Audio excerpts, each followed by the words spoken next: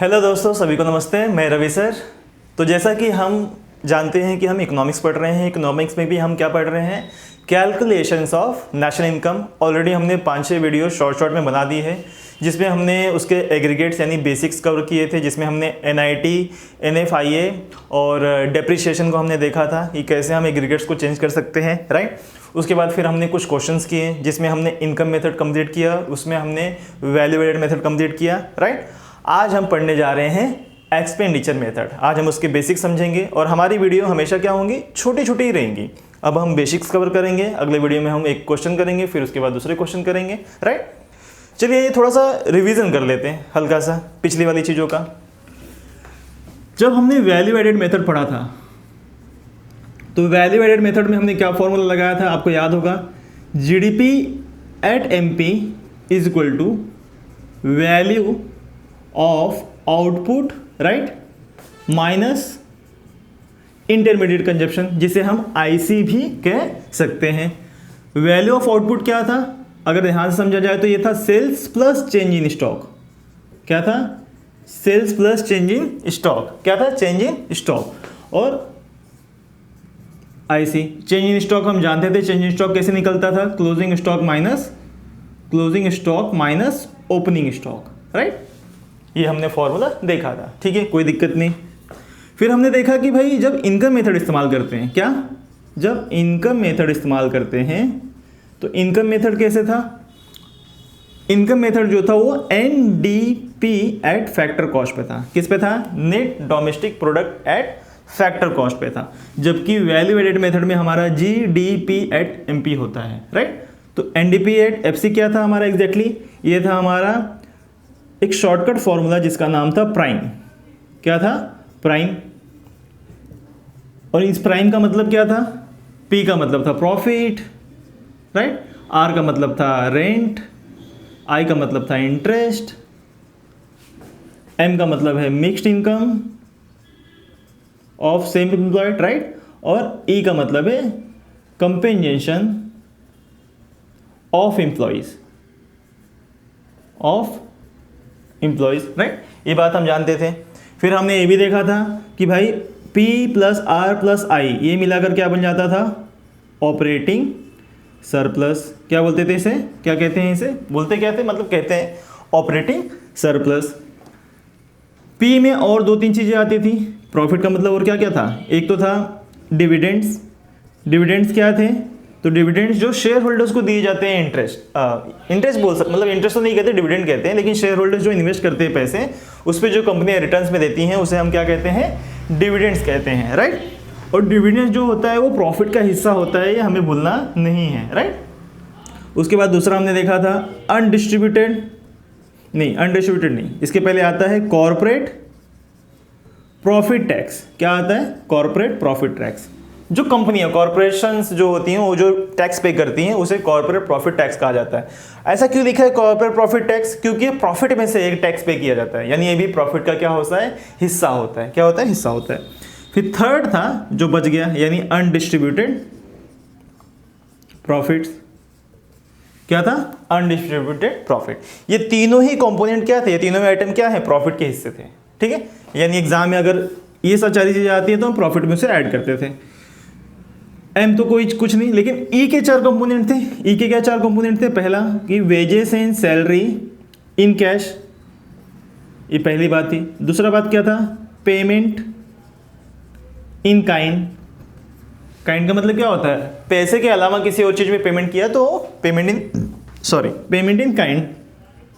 Third था employers contribution to social security. किसकी social security? Of employees. तो employee के लिए जो एम्प्लॉयर जैसे मेडिक्लेम करवा के रखा हुआ है, या बच्चों का खर्चा उठा रहा है, या फिर PF पकड़ लो, प्रोविडेंट पकड़ लो, जो एम्प्लॉयर पे करता है। एम्प्लॉयर का मतलब जो मालिक पे करता है, मालिक मतलब जहाँ पे इंसान जॉब कर रहा है, तो जो जॉब दिया है वो भी एम्प्लॉय के नाम पर कुछ पैसे वहाँ पर PF के नाम पे जमा करता है। और लास्ट था पेंशन ऑन रिटायरमेंट।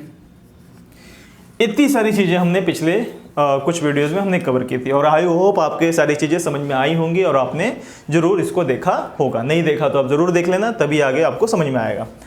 तो मैंने लिखा कि एक तो रिवीजन करने के लिए। दूसरी बात आप देखोगे तो वैल्यू एडेड मेथड में जो हमारा national income calculation, first national income calculation होता था, वो किस बेस पे होता था? जीडीपी और एमपी पे, यानी gross domestic product at market price पे होता था। जबकि इनकम मेथड में ये होता था एनडीपी एट एफसी, यानी net domestic product at factor cost. उसी तरह से अब हम पढ़ने जा रहे हैं एक्सपेंडिचर मेथड। क्या पढ़ने जा रहे हैं? Expenditure method. यहां पे लिख देता हूं एक्सपेंडिचर मेथड। एक्सपेंडिचर मेथड में भी जो हमारा नेशनल इनकम कैलकुलेशंस होता है वो होता है जीडीपी एट एमपी पे। किस पे? जीडीपी एट एमपी पे। किस पे? वापस से जीडीपी एट एमपी पे। और इसके टोटल 4 कंपोनेंट हैं। क्या है इसके टोटल? 4 कंपोनेंट यहां पर, इसके टोटल 4 कंपोनेंट यहां पर हैं। 4 कंपोनेंट क्या है सर? तो पहला है प्राइवेट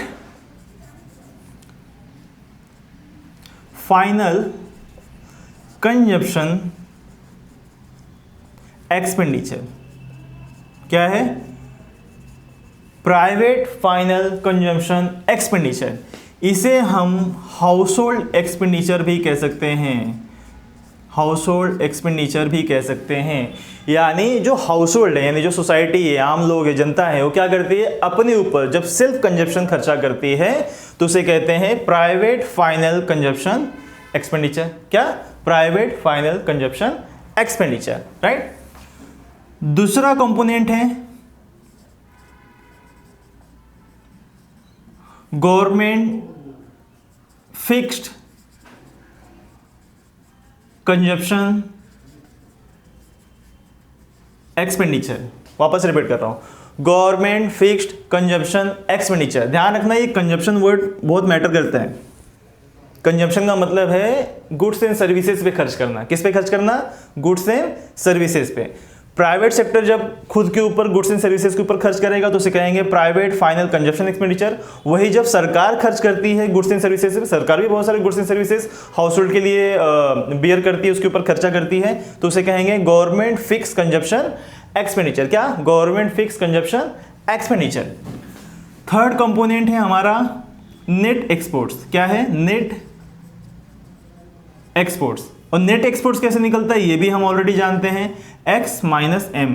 एक्स का मतलब x means export, m means import. तो जब एक्सपोर्ट में से इंपोर्ट माइनस कर देते हैं तो बन जाता है नेट एक्सपोर्ट्स। ठीक है, ये 3 कंपोनेंट जो है आपको एग्जाम में ना एज इट इज ये होंगे। हो सकता है नेट एक्सपोर्ट में आपको ये अलग से दिया हो, तो ये निकालना कोई बड़ी बात नहीं है।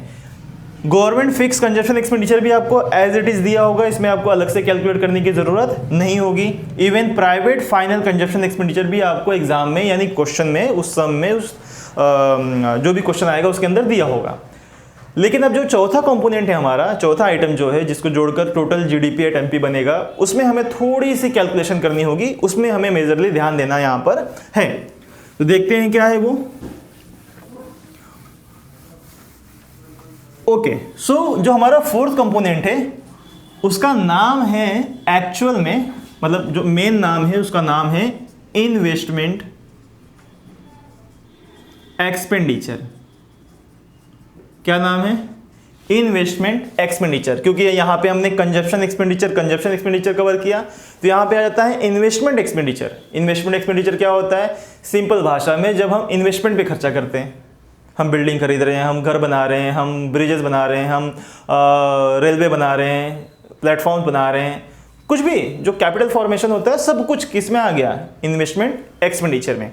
लेकिन क्वेश्चन में जनरली ये नाम आपको शायद रेयरली मिलेगा। इसका एक्चुअल जो क्वेश्चन के अंदर नाम आता है हमेशा से, वो जनरली क्या है? तो वो है ग्रॉस डोमेस्टिक कैपिटल फॉर्मेशन। क्या नाम है? Gross domestic capital formation. वापस रिपीट कर रहा हूं, क्या नाम है? Gross domestic capital formation.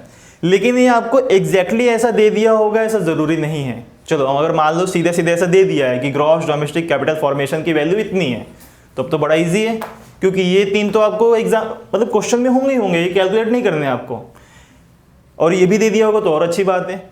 लेकिन अगर ये सीधे सीधे नहीं दिया है तो सर फिर क्या दिया होगा और फिर हम ये कैसे लाएंगे, क्योंकि हमें एग्जैक्टली ये लाना है। क्या लाना है? Gross domestic capital formation. ये सीधे सीधे वैल्यू दिए तो ओके, लेकिन नहीं दिया है तो फिर तो लाना होगा। तो लाने के लिए कुछ इसकी भी चीज़ें होंगी। तो इसकी दो चीज़ें हैं सर। दो चीज़ें क्या हैं? चलो, तो पहली जो चीज़ है वो है gross domestic fixed capital formation. Sir same to same लग रहा है? नहीं, सेम टू सेम नहीं है। यहाँ पे फिक्स्ड कैपिटल फॉर्मेशन लिखा है और यहाँ पे ग्रॉस डोमेस्टिक कैपिटल फॉर्मेशन लिखा है, दोनों में फर्क है। ठीक है, तो अगर ये नहीं दिया होगा तो आपको ये दिया होगा क्वेश्चन में, और साथ साथ इसके साथ क्या जुड़ेगा? तो ये बन जाएगा, इसके साथ जुड़ जाएगा इन्वेंट्री इन्वेस्टमेंट। क्या जुड़ेगा इसके साथ? इन्वेंट्री इन्वेस्टमेंट, यानी जो हम स्टॉक में इन्वेस्टमेंट करते हैं। भाई रॉ मटेरियल वगैरह, रॉ मटेरियल में तो दुनिया भर की चीज़ें आ गई। अगर मेरे को ये मान लो यही बनाना है, बोर्ड बनाना है, तो बोर्ड के लिए जो ये प्लाई लाऊंगा मैं, ये सरमाइका लेकर आऊँगा, ये लोहे की ये एल्युमिनियम की पट्टी लेकर आऊँगा, ये सब इन्वेस्टमेंट ही तो है। रॉ मटेरियल में भी पैसा लगाना क्या है? इन्वेस्टमेंट है। तो उसे बोलते हैं इन्वेंट्री इन्वेस्टमेंट। क्या बोलते हैं? Inventory investment. हालांकि इसका एक और नाम है। क्या नाम है इसका? इन्वेंट्री इन्वेस्टमेंट का। इन्वेंट्री इन्वेस्टमेंट को ही हम कहते हैं चेंज इन स्टॉक। क्या कहते हैं? Change in stock. और अभी हमने थोड़ी देर पहले वैल्यू एडेड मेथड में देखा कि चेंज इन स्टॉक क्या होता है। चेंज इन स्टॉक होता है closing stock minus opening stock. क्या होता है? Closing stock minus opening stock. Okay, वापस से आते हैं। हमारे पास तीन कंपोनेंट ऑलरेडी होंगे जो क्वेश्चन में सिंपली दिए होंगे, जैसे private final consumption expenditure, house hold के खर्चे, फिर government fix consumption expenditure, government का गुड्स एंड सर्विसेज पे जो खर्चा है वो दिया होगा। नेट एक्सपोर्ट्स, नेट एक्सपोर्ट में करना है क्या? इंपोर्ट और एक्सपोर्ट, ये दो कंपोनेंट दिए होंगे, एक्सपोर्ट में से इंपोर्ट माइनस कर दोगे, नेट एक्सपोर्ट आ जाएगा। तो ये तीन ईजी है। मेन इशू कहाँ है या मेन जो कैलकुलेशन है कहाँ है? वो इन्वेस्टमेंट एक्सपेंडिचर में। हालांकि उसका नाम इन्वेस्टमेंट एक्सपेंडिचर वहाँ क्वेश्चन में जनरली नहीं होता है, उसका क्या नाम होता है? Gross domestic capital formation. और हम भी जब आगे क्वेश्चन करेंगे तो हम क्या नाम डालेंगे वहाँ पे? Gross domestic capital formation.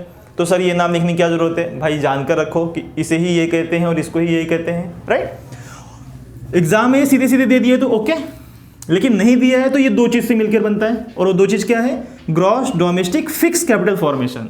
तो जब फिक्स वर्ड यूज हुआ होगा तो समझ लेना कि ये नहीं है, ये अलग है, इसका एक पार्ट है। और इसके एक पार्ट के साथ कौन सा एक दूसरा चीज जुड़ेगा? इन्वेंट्री इन्वेस्टमेंट, जिसे क्या कहते हैं? Change in stock. तो change in stock plus gross domestic fix capital formation जब जुड़ जाएगा तो क्या बन जाएगा? Gross domestic capital formation. क्या बन जाएगा? Gross domestic capital formation. ठीक है, यहां तक समझ गए। अब छोटी सी इंफॉर्मेशन और है, हालांकि क्वेश्चन में इतना लेंदी नहीं होना चाहिए जितना यहाँ पे दिया है, मैक्सिमम यहाँ तक दिया होगा, लेकिन बाय चांस क्वेश्चन थोड़ा बड़ा आ गया या एग्जामिनर आपको भाई थोड़ा कंफ्यूज करना चाहता है तो और अंदर तक चीज़ें क्या हो सकती हैं। तो जो gross domestic fix capital formation है इसके अंदर भी तीन चीज़ें हैं। तीन चीज़ें क्या हैं? ठीक है, एकदम आराम से, कोई दिक्कत नहीं। तीन चीज़ें क्या हैं? एक तो है पब्लिक, जिसे हम दूसरे शब्दों में कह सकते हैं गवर्नमेंट एक्सपेंडिचर। एक्सपेंडिचर नहीं, एक्सपेंडिचर भी कह सकते हैं, लेकिन जनरली हम इन्वेस्टमेंट लिखते हैं। क्या लिखेंगे?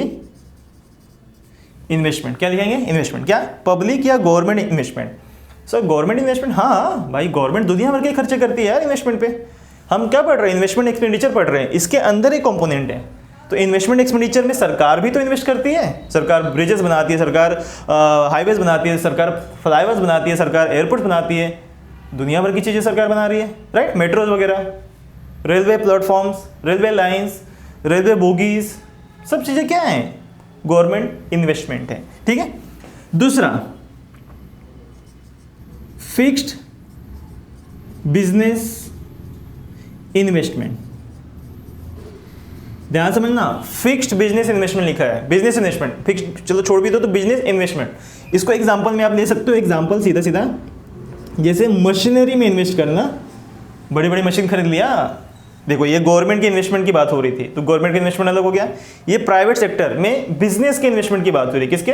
बिजनेस के। बिजनेस किस में इन्वेस्ट करता है? मशीनरीज में करता है, लैंड में करता है, बिल्डिंग में करता है, राइट। मान लो लैंड ले लिया, तो ये एग्जांपल्स हो गए। मशीनरी और लैंड में इन्वेस्ट करना क्या हो गया? Fix business investment. तीसरी कैटेगरी और है जो आम जनता करती है इन्वेस्टमेंट, तो यहाँ पे तीसरा है एक्चुअली रेसिडेंशियल कंस्ट्रक्शन, यानी बिजनेस में इन्वेस्ट नहीं है, बिजनेस का इन्वेस्टमेंट तो यहाँ पे आ गया। रेसिडेंशियल कंस्ट्रक्शन मतलब जो हम खुद के लिए इन्वेस्टमेंट करते हैं, जैसे कि हमने अपना घर बना लिया, बंगला बना लिया, फ्लैट बना लिया, तो ये हो गया रेसिडेंशियल कंस्ट्रक्शन। तो ये किसके पार्ट है? ये पार्ट है gross domestic fix capital formation. Capital formation तो हो रहा है यहाँ पे। इन्वेस्टमेंट करने से क्या बनता है? कैपिटल बनते हैं, बिल्डिंग बनती है, मशीनरी बनती है, कुल मिला के प्रॉपर्टी बनती है, जिसे हम कैपिटल फॉर्मेशन ही कहेंगे। तो ये तीनों इसके कंपोनेंट हैं। तो क्या बन जाएंगे? Gross domestic fix capital formation, ये तीनों से बनेंगे। Gross domestic fix capital formation को जब हम इन्वेंट्री इन्वेस्टमेंट से यानी चेंज इन स्टॉक के साथ जोड़ देंगे तो बन जाएगा ग्रॉस डोमेस्टिक कैपिटल फॉर्मेशन। और ये जैसे ही आ गया तो बाकी तीन हमारे पास क्वेश्चन के अंदर होंगे ही होंगे, और सब टोटल करने के बाद हमारे पास क्या बन जाएगा? जीडीपी एट एमपी आ जाएगा। और जीडीपी एट एमपी के बाद जो बोला होगा, मान लो कि जीडीपी एट एमपी के बाद कहा है कि भाई आपको एनडीपी निकालना है एट एमपी, तो हम निकाल सकते हैं। या कह रहे हैं एनडीपी एट एफसी निकालना है, तो भी हम निकाल सकते हैं। या कह रहा है जीडीपी एट एफसी निकालना है, तो भी हम निकाल सकते हैं। क्या नहीं निकाल सकते? हम सारा ही निकाल सकते हैं, क्योंकि हमने सब कुछ पढ़ा हुआ है। एनएनपी निकालने वाला तो भी निकाल लेंगे, क्योंकि एमपी से एफसी, ग्रॉस से नेट, डोमेस्टिक से नेशनल, ये एग्रीगेट्स हम ऑलरेडी पहले वीडियो में सीख चुके हैं। ठीक है, आई होप आपको सारी चीज़ें समझ में आई होगी। एक बार और हल्का से रिपीट कर देता हूँ 2 मिनट में। तो एक्सपेंडिचर मेथड में जो नेशनल कैलकुलेशन है वो स्टार्ट होता है जीडीपी एमपी से, यानी जो हम कैलकुलेट करेंगे वो किससे बनेगा? जीडीपी एमपी से बनेगा। और वो 4 कंपोनेंट से मिलकर बनता है। कितने कंपोनेंट से? 4 कंपोनेंट से। पहला है प्राइवेट फाइनल कंजप्शन एक्सपेंडिचर, जो क्या है? हाउस होल्ड एक्सपेंडिचर है, यानी एक आम इंसान अपने ऊपर जो खर्चा करता है। तो पूरे देश के लोगों के सेल्फ कंजप्शन वाले एक्सपेंडिचर, गुड्स एंड सर्विसेज पे जो उन्होंने खर्चा किया है, वो जब जोड़ लूंगा तो बन जाएगा प्राइवेट फाइनल कंजप्शन एक्सपेंडिचर। उसके बाद गवर्नमेंट फिक्स कंजप्शन एक्सपेंडिचर है, जब सरकार गुड्स एंड सर्विसेज पे खर्चा करती है। लेकिन सरकार किसके लिए खर्चा करती है? वो भी हाउस होल्ड के लिए करती है। किसके लिए करती है? हाउस होल्ड के लिए। तो जो सरकार गुड्स एंड सर्विसेज पे खर्चा कर रही है वो यहाँ पर आ जाएगा। ये दोनों चीजें आपको क्वेश्चन में एज इट इज दिए होंगे। उसके बाद है नेट एक्सपोर्ट्स। नेट एक्सपोर्ट्स में सिंपल है, export minus import, export minus import. ये भी आपको 2 चीज में प्लस माइनस तो कर ही सकते हो, कोई दिक्कत नहीं है। तो ये तीनों में कोई दिक्कत नहीं होगी। चौथा कंपोनेंट में थोड़ा सा ध्यान देना, और बहुत बड़ी बात भी नहीं है, बहुत थोड़ा सा ध्यान देना है, जिसे हम कहते हैं इन्वेस्टमेंट एक्सपेंडिचर, यानी यहाँ पे सिर्फ इन्वेस्टमेंट की बातें हो रही है। तो लॉजिक क्या रहना चाहिए दिमाग में कि इन्वेस्टमेंट वाली जैसी कोई चीज नजर आ रही है तो वो चौथे कंपोनेंट में, भले इनमें से कोई भी नाम हो, ये बात ध्यान रखना है। और उसी को हम क्या कहते हैं? Gross domestic capital formation. Capital formation का मतलब ही इन्वेस्टमेंट होता है। क्या होता है? इन्वेस्टमेंट। कैपिटल, मान लो कि gross domestic capital formation exactly नहीं दिया है, मतलब डायरेक्ट वैल्यू नहीं दी हुई है, हमें निकालनी पड़ रही है। तो निकालने के लिए हमें क्या चाहिए? Gross domestic fix capital formation plus change in stock या फिर इन्वेंट्री इन्वेस्टमेंट। तो जब इन दोनों को प्लस कर देंगे तो बन जाएगा ग्रॉस डोमेस्टिक कैपिटल फॉर्मेशन। और gross domestic fix capital formation निकालने के लिए ये 3 चीजें हैं, जिसमें पब्लिक यानी कि गवर्नमेंट इन्वेस्टमेंट है, दूसरा फिक्स बिजनेस इन्वेस्टमेंट है, और तीसरा है रेसिडेंशियल कंस्ट्रक्शन या फिर हाउस होल्ड इन्वेस्टमेंट भी बोल सकते हो। जब ये तीनों को प्लस कर देंगे तो ये बन जाएगा। इसे और इसे प्लस कर देंगे तो क्या बन जाएगा? Gross domestic capital formation. और जब ये आ जाएगा और इन सबके साथ प्लस कर देंगे, इन सबके साथ प्लस कर देंगे तो क्या बन जाएगा? जीडीपी एट एमपी बन जाएगा। ठीक है, आई होप आपको चीज़ें जरूर समझ में आई होगी। अगले वीडियो में हम क्या करेंगे? एक क्वेश्चन लेंगे, सॉल्व करेंगे, फिर अगले वीडियो में हम एक और क्वेश्चन करेंगे। ऐसे करके हम कई क्वेश्चन सॉल्व करने की कोशिश करेंगे। इसका स्क्रीनशॉट लेकर आप बुक में जरूर लिख लेना, और इस वीडियो को जरूर 2-3 बार देखना, बिल्कुल आपको कॉन्सेप्ट क्लियर हो जाएगा। बहुत लेंदी नहीं है, बहुत ही कंफ्यूजिंग बिल्कुल भी नहीं है। आप जरा समझोगे तो जरूर आएंगे। ठीक है, थैंक यू।